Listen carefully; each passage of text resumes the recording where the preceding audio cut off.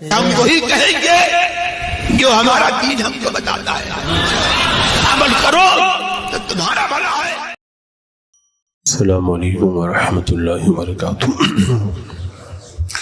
الحمد للہ رب العالمین، والصلاة والسلام علی سید الانبیاء والمرسلین، وعلى آلہ واصحابہ وازواجہ واہل بیتہ اجمعین، اما بعد، اعوذ باللہ من الشیطان الرجیم، بسم اللہ الرحمن الرحیم۔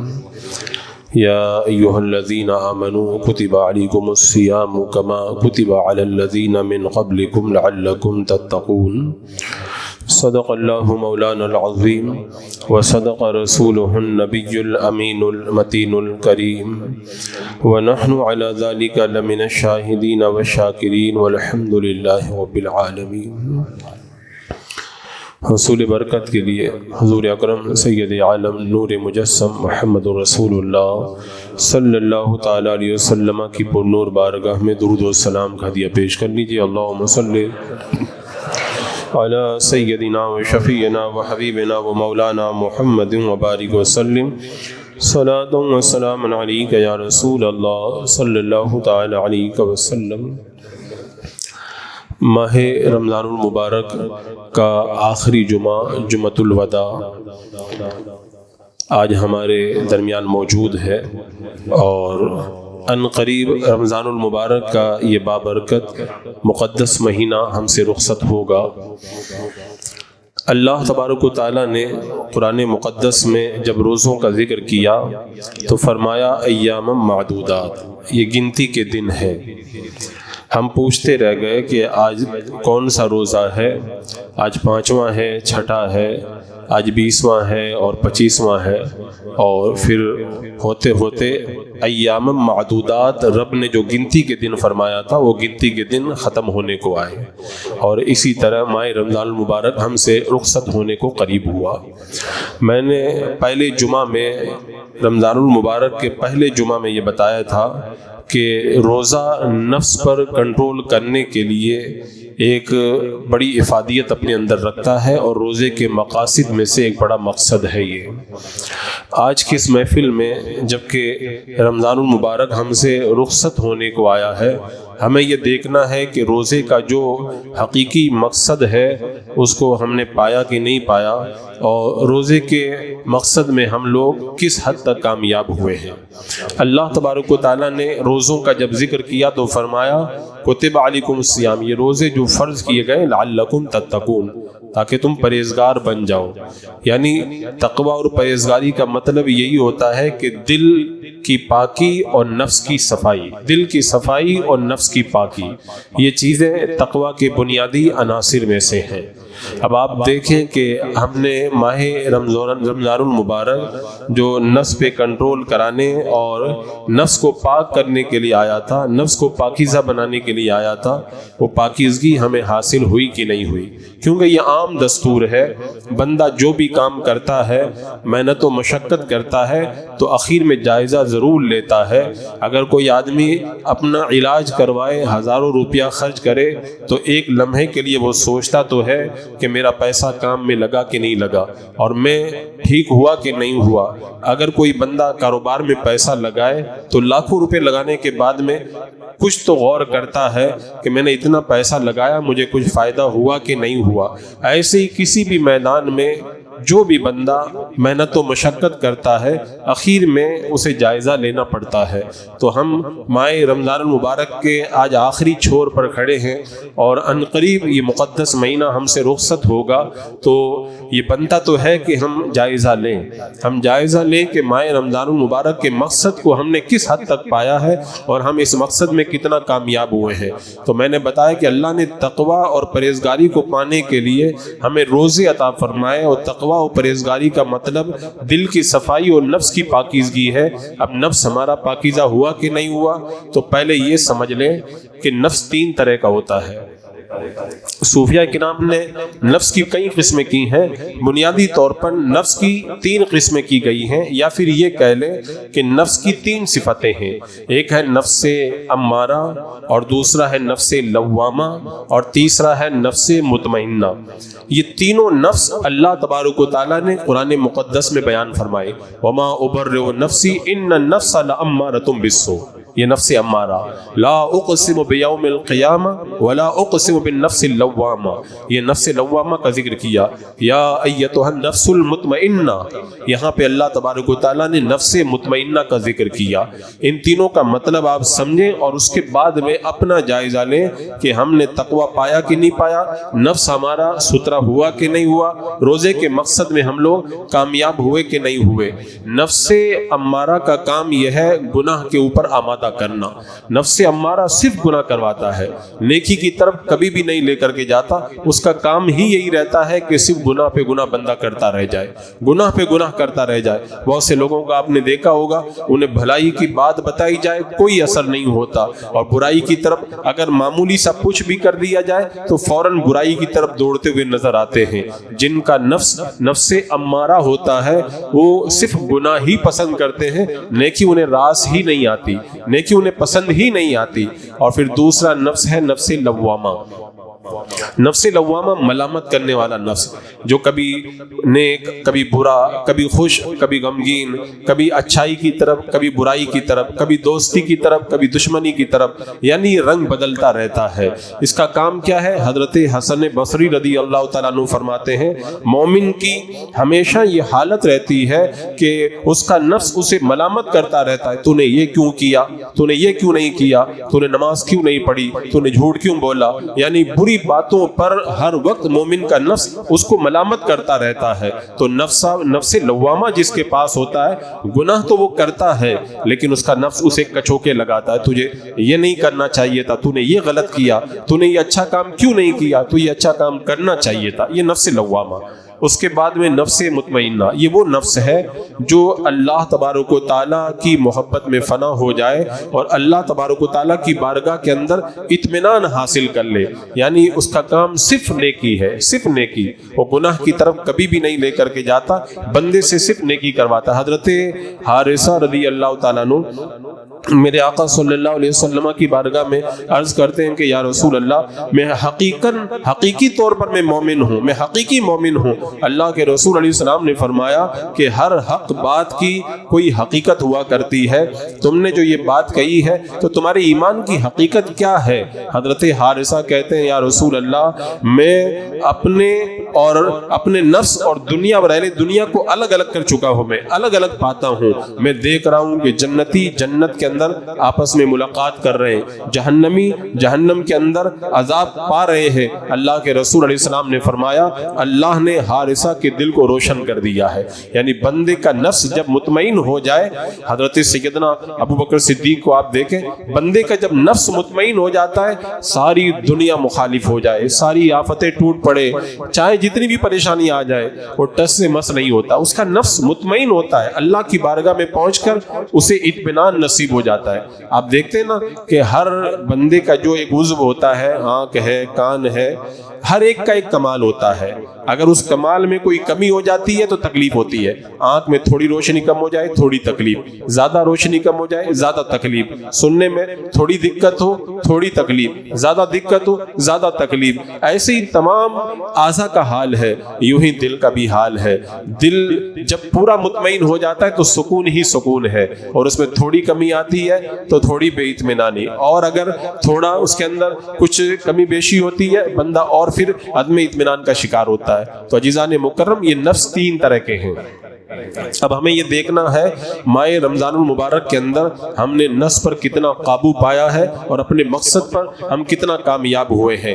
جب بندہ نیکی ہی نیکی کرتا ہے تو جو برائی کا حکم دینے والا نفس امارہ ہے وہ لوامہ بن جاتا ہے، اور پھر لوامہ بننے کے بعد بندہ اور نیکی کرے تو پھر وہ نفس مطمئنہ بن جاتا ہے، بندہ بڑا نیک بن جاتا ہے۔ اور اگر کوئی بندہ صرف گناہ ہی گناہ کرے تو نفس امارہ تو گناہ کا حکم دیتا ہی تھا، لوامہ جو ملامت کرنے والا نفس تھا وہ بھی پھر امارہ بن جاتا ہے، اور پھر بندہ دھیرے دھیرے ایسا گناہوں کے سانچے میں ڈھل جاتا ہے، پورا کا پورا شیطان بن جاتا ہے۔ تو نفس لوامہ، امارہ اور نفس مطمئنہ، یہ تین نفس کی صفتیں ہیں۔ بندہ ماہ رمضان المبارک کے اندر اس پر کامیاب ہوا کہ نہیں ہوا؟ تو اسلام کی ایک خوبی میں آپ کو بتاتا ہوں۔ اسلام کی یہ خوبی ہے، اسلام جب کسی اچائی کا حکم دیتا ہے تو حکم دے کر کے اسلام خاموش نہیں ہو جاتا، باضابطہ اس کی ٹریننگ دیتا ہے۔ پورا سال نفس ہم پر حکومت کرتا رہا، نفس امارہ جن لوگوں کے پاس ہے وہ پورا سال حکومت کرتا رہتا ہے، ہم پہ اوپر ہمارے اوپر غلبہ پاتا رہتا ہے۔ لیکن جب اسلام نے ماہ رمضان المبارک کے اندر حکم دینے کے بعد پھر 1 مہینے کی ٹریننگ بھی ہمیں عطا فرمائی، اور اس ٹریننگ میں کیا کیا گیا؟ 1 سال تک نفس 11 مہینے تک ہم پر حکومت کرتا رہا، ہم نے رمضان المبارک نے نفس پر حکومت کی، نفس پر ہم نے غلبہ پایا۔ نفس چاہتا ہے کھاؤں، نفس چاہتا پیوں، اپنی جنسی خواہشات کو پورا کروں، بندہ کہتا میں نہیں کھاؤں گا، نہیں پیوں گا، اپنی ان خواہشات کو میں ترک کروں گا۔ تو پورا سال تو نفس منمانی کرتا رہا، لیکن ماہ رمضان المبارک کے اندر اللہ نے بندے کو ایسی تربیت عطا فرمائی کہ بندہ نفس پر حکومت کرنے لگ جاتا ہے۔ اب 1 مہینے کی ٹریننگ ہے، 1 مہینے کی تربیت ہے، اس کا نتیجہ ماہ رمضان المبارک کے بعد دیکھنا ہے کہ اس ٹریننگ کا کتنا فائدہ ہوا اور اس ٹریننگ سے کتنا جو ہے وہ مفاد حاصل ہوا۔ اگر مقصد میں کامیابی ہو گئی تو سمجھ جائیں کہ روزے کا مقصد ہمیں حاصل ہو گیا۔ اللہ کے رسول صلی اللہ علیہ وسلم نے ارشاد فرمایا، تمہارا سب سے بڑا دشمن تمہارا وہ نفس ہے جو تمہارے دونوں پہلوؤں کے درمیان ہے، اور فرمایا کہ سب سے بڑا مجاہد وہ ہے جو اللہ کی راہ میں اپنے نفس سے جہاد کرتا ہے۔ تو یہ 1 مہینے کا جہاد ہم نے کیا ہے۔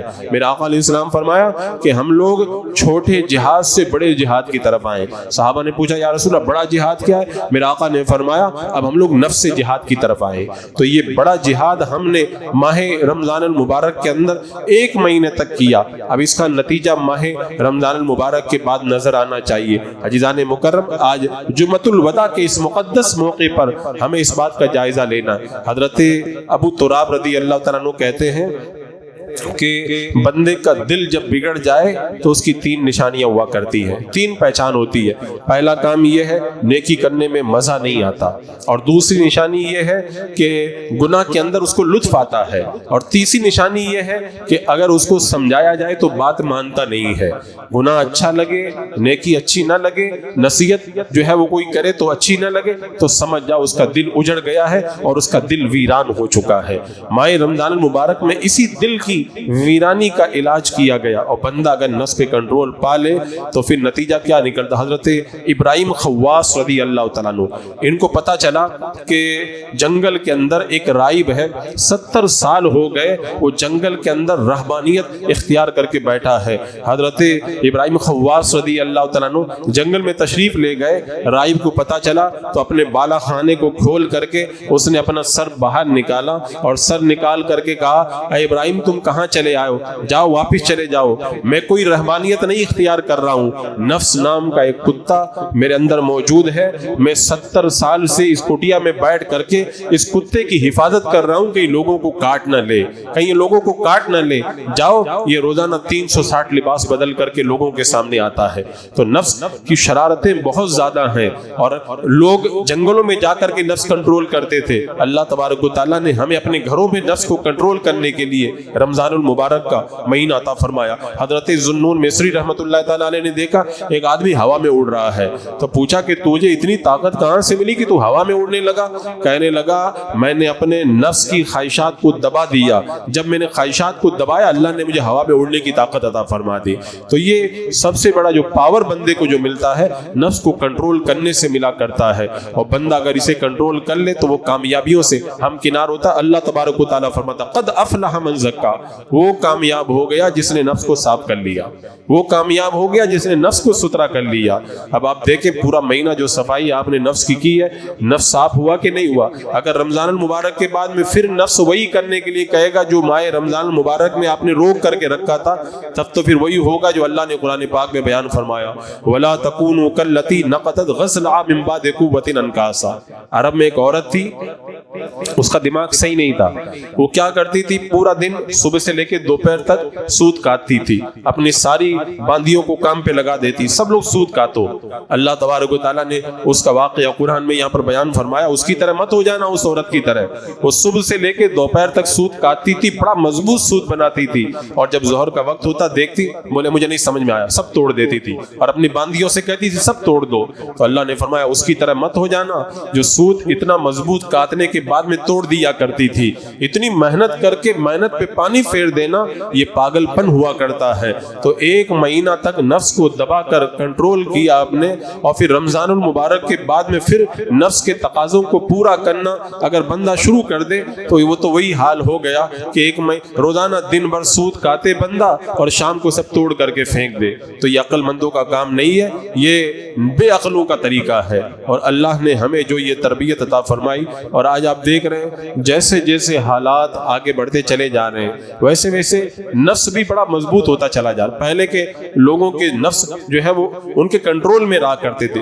پہلے تو حال یہ تھا کہ جو نیک لوگ ہیں وہ تو نیک ہیں، عام آدمی بھی بڑا نیک ہوا کرتا تھا۔ اگر راستے میں چلتا پھرتا آدمی بھی اگر کسی پہ دم کر دیتا تو اس کو اللہ تعالیٰ تب بھی شفا دے دیتا تھا۔ ان کی روزی حلال تھی، ان کا لباس حلال تھا، اور ان کی گفتگو سچائی کے اندر مشتمل تھی۔ اور آج ہم اللہ کے رسول علیہ السلام کے زمانے سے جتنا دور ہونے ہمارا نفس اتنا ہی موٹا ہوتا چلا جا رہا ہے، اتنا ہی موٹا ہوتا چلا جا رہا ہے۔ حکیم ترمذی رحمۃ اللہ تعالیٰ علیہ بڑھاپے کے اندر ایک بار آپ کو خیال آیا ایک گناہ کے بارے میں کہ جوانی میں ایک عورت آپ کے پاس آئی تھی اور گناہ کی دعوت دے رہی تھی، آپ نے اس کو منع کر دیا تھا اور اس کو نکال دیا تھا۔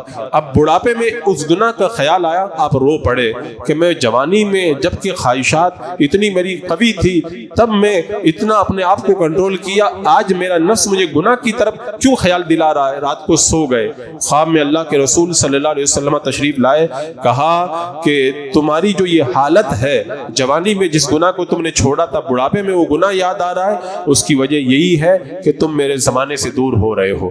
جیسے جیسے اللہ کے رسول علیہ السلام کے زمانے سے ہم دور ہوتے رہیں گے ویسے ویسے نفس اور مضبوط ہوتا چلا جائے گا، گناہوں کا ماحول گرم ہوتا چلا جائے گا۔ آپ دیکھیں ہم چھوٹے تھے اس وقت ہم کو گناہ جو خراب لگا کرتے تھے، آج جوانی میں وہ گناہ شوق سے کرتے ہوئے نظر آ رہے ہیں۔ آپ نے کبھی تصور کیا تھا، کبھی سوچا بھی تھا کہ کوئی بندہ مسجد میں بیٹھ کر کے تصویر دیکھے گا، مسجد میں بیٹھ کر کے ویڈیو دیکھے گا؟ آدمی اگر اس زمانے میں سوچتا تھا تو روح کانپ جاتی تھی، توبہ توبہ کر اٹھتا تھا، اور اب تو آپ دیکھیں کہ ہر کوئی یہ سب کرتا ہوا نظر آ رہا ہے۔ اللہ کے رسول علیہ السلام کے زمانے سے جیسے دور ہو رہے ہیں، بہت سارے لوگ یہ سمجھتے ہیں ابھی نہیں ہم آئندہ نیک بن جائیں گے، تو یہ بات میں بائی فورس آپ سے کہوں گا، ہر آنے والا وقت اور بھی زیادہ خراب ہوتا چلا جائے گا۔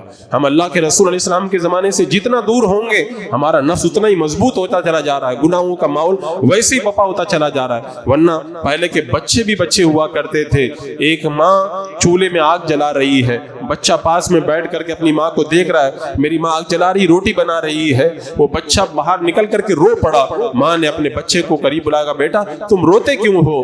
کہا امی میں نے دیکھا کہ آج اب آگ جلا رہی تھی تو پہلے بڑی بڑی لکڑیاں ڈالی تھی، اور جب آگ نہیں پکڑ رہی تھی تو آپ نے چھوٹی چھوٹی لکڑیاں ڈالی، تو میں یہ سوچ کر کے ڈر گیا قیامت کے دن جب بڑے بڑے گنہگاروں کو آگ میں ڈالا جائے گا تو کہیں ایسا نہ ہو کہ آگ کو اور بھڑکانے کے لیے ہم جیسے بچوں کو بھی آگ کے اندر ڈال دیا جائے۔ ان بچوں کے اندر یہ جو ہے وہ اللہ کا خوف تھا، ان کا نفس ان کے اتنے کنٹرول کے اندر تھا، اور جب بندہ جب کچھ رتبہ پا جاتا ہے، عہدہ پا جاتا ہے، تب تو پورا شیطان بن جاتا۔ کتنے لوگ جو بڑے نیک تھے کسی عہدے پہ چلے گئے، کوئی منصب پا گئے، غریب تھے مالدار بن گئے، اور جو ہے ذلیل تھے عزت والے بن گئے، تو پھر وہ اور بھی زیادہ بدماش بن گئے، آپ نے دیکھا ہوگا۔ لیکن سرکار صلی اللہ علیہ وسلم کے زمانے سے دوری کے بعد میں یہ ماحول پیدا ہوا ہے، اس دور کے اندر لوگ رتبہ بھی پا جاتے تھے تب بھی جو ہے وہ اپنے نفس کو کنٹرول کرتے تھے۔ یاد کریں جب حضرت خواجہ قطب الدین بختیار کاکی رحمۃ اللہ تعالی علیہ کا جنازہ اٹھایا گیا اور آپ کا جنازہ جب لا کر کے رکھا گیا،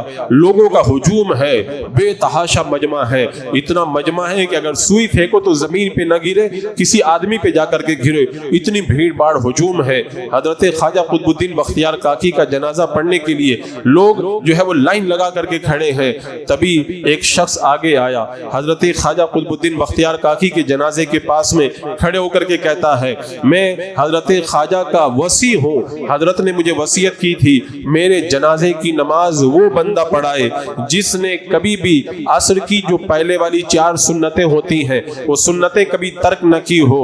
وہ دوسری شرط یہ ہے کہ اس نے کبھی کسی غیر محرم کو نہ دیکھا ہو, اور تیسری شرط یہ ہے کہ وہ ہمیشہ تہجد کی نماز پڑھتا ہو, اور چوتھی شرط یہ ہے کہ نماز کے اندر ہمیشہ پہلی تکبیر سے امام جب اللہ اکبر کہتا ہے اسی وقت سے ساری زندگی نماز کے اندر شامل لاؤ. تکبیر اولا کبھی نہ چھوٹی ہو, تہجد کبھی نہ چھوٹی ہو, عصر کی سنتیں کبھی نہ چھوٹی ہو, غیر محرم پہ کبھی نظر نہ پڑی ہو. اب پورے مجمع میں سناٹا چھا گیا, بڑے بڑے علماء موجود ہیں, مشائخ موجود ہیں, لیکن ساری زندگی تکبیر اولا, ساری زندگی جو ہے وہ پہلی تکبیر میں شامل ہونا اور تہجد کی نماز پڑھنا, عصر کی سنتیں نہ چھوڑنا, غیر محرم سے نظر بچا کے رکھنا, یہ کوئی معمولی کام نہیں ہے. جب کافی دیر گزر گئی, کوئی جنازے کی نماز پڑھانے کے لیے آگے نہیں بڑھا, تو ایک بندہ آگے بڑھتا ہے اور آگے بڑھ کر کے حضرت خواجہ قطب الدین بختیار کاکی کے چہرے پاک سے چادر کو ہٹا کے کہتا حضور دنیا سے جاتے جاتے آپ مجھے سب کے سامنے رسوا کر کے چلے گئے,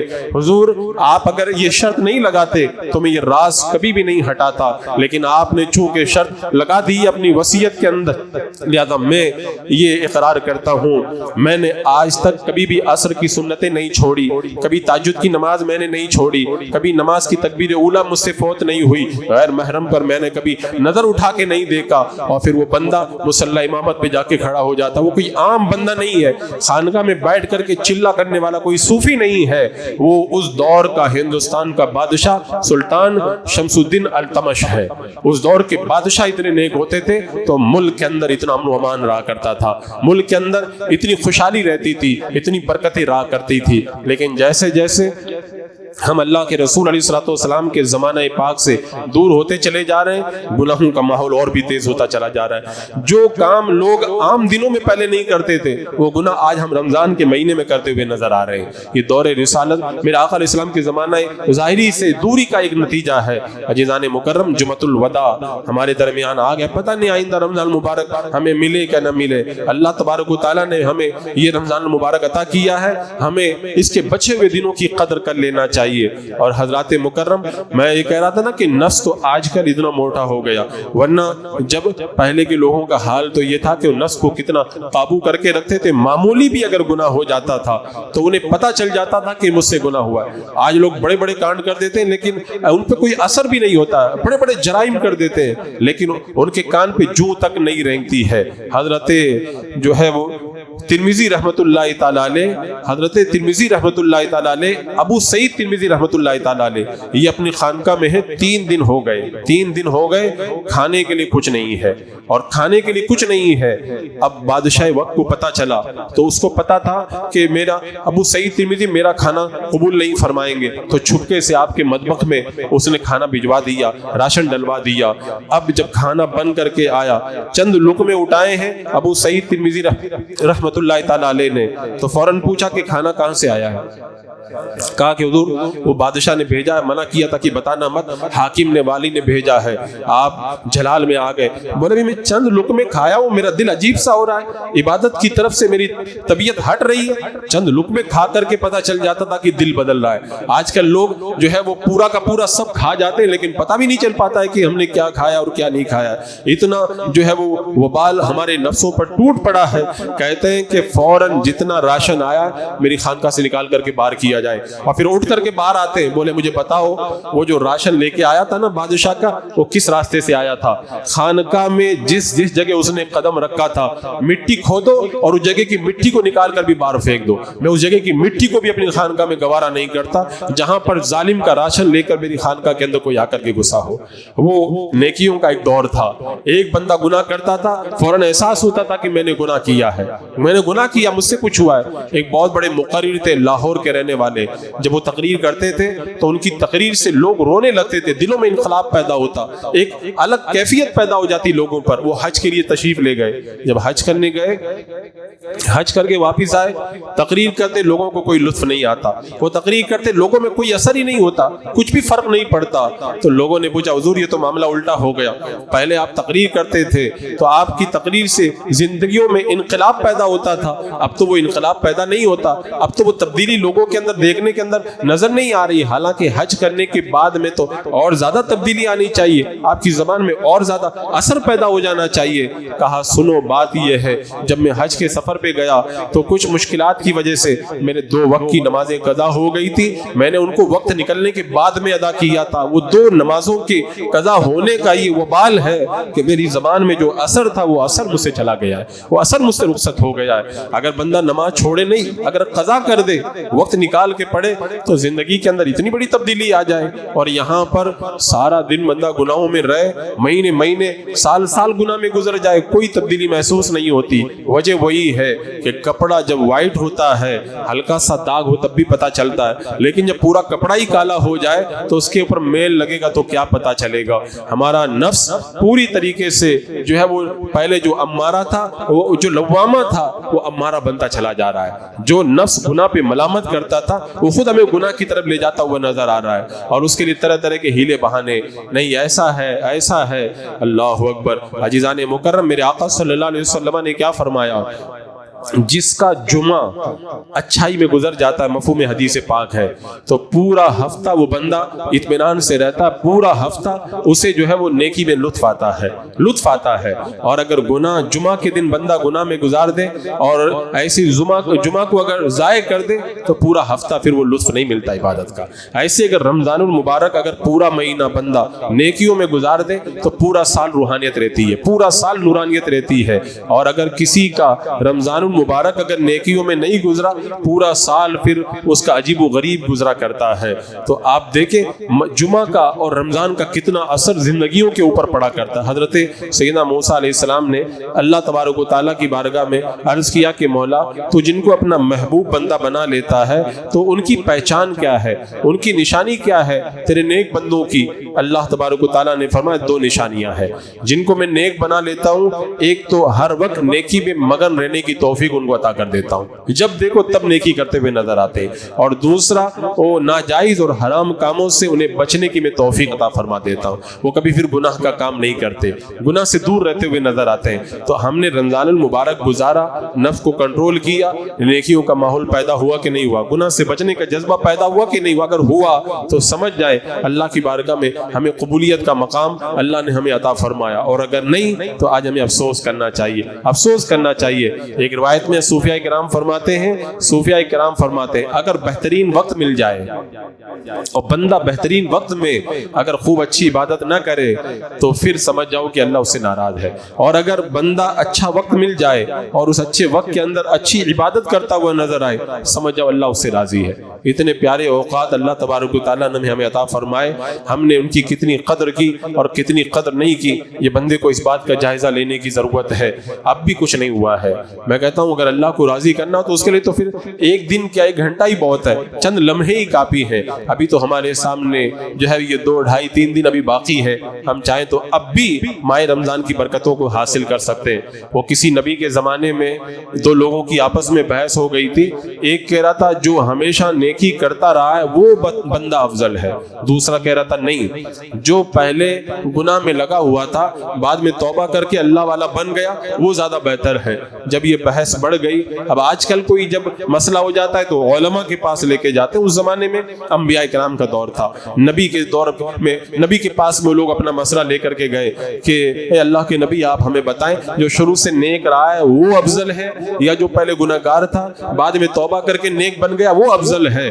اللہ کے نبی نے رب کی بارگاہ میں وہ جو ہے وہ عریضہ پیش کیا، دعا فرمائی، اللہ تبارک و تعالیٰ نے فرمایا ان سے کہہ دو کل صبح کے وقت میں تم نکلنا، جو تمہیں سب سے پہلے مل جائے گا وہ تمہارے سوال کا جواب دے گا۔ اب صبح کا وقت ہوا، وہ دونوں جو بحث کیے تھے وہ نکلے، سامنے سے ایک بندہ آ رہا تھا، انہوں نے اپنا مسئلہ اس بندے کے سامنے رکھا کہ ہمارے درمیان یہ اختلاف پیدا ہو گیا ہے، شروع سے نیک ہے وہ افضل ہے یا بعد میں توبہ کر کے نیک بن گیا وہ افضل ہے؟ اس نے کہا دیکھو بھائی میں کوئی عالم نہیں ہوں، میں پڑھا لکھا آدمی نہیں ہوں، اور میں خالی ایک بنکر آدمی ہوں، بنائی کا کام کرتا ہوں، ہاں میں خالی اتنا جانتا ہوں کہ جب میں بنائی کرتا کرتا ہوں تو اگر کوئی دھاگا ٹوٹ جاتا ہے میں گانٹ لگا دیتا ہوں تو وہ دھاگا اس دھاگے سے زیادہ مضبوط ہو جاتا ہے جو ٹوٹا نہیں تھا، پہلے سے صحیح تھا۔ انہوں نے جواب سنا، اللہ کے نبی کی بارگاہ میں گئے کہ ہم نے پہلا آدمی جو پایا تھا اس سے سوال کیا تو اس نے یہ جواب دیا، تو اللہ کے نبی نے فرمایا یہ تمہارے سوال کا جواب ہے۔